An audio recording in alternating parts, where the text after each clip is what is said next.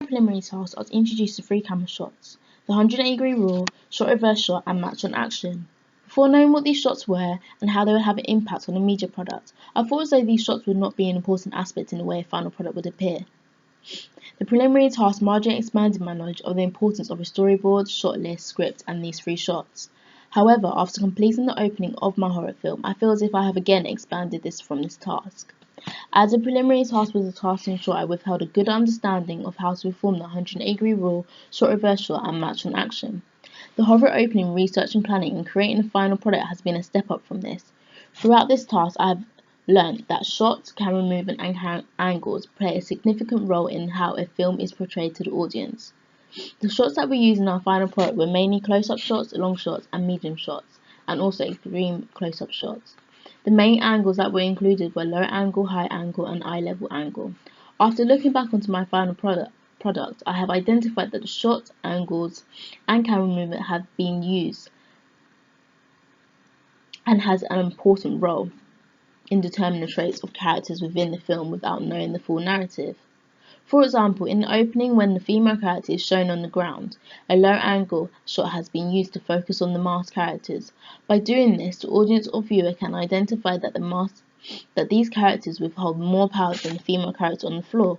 If we use a shot, such as the long shot, the audience would still be able to identify that these characters have more power. But using a low-angle shot puts the audience into a point of view of the character on the floor.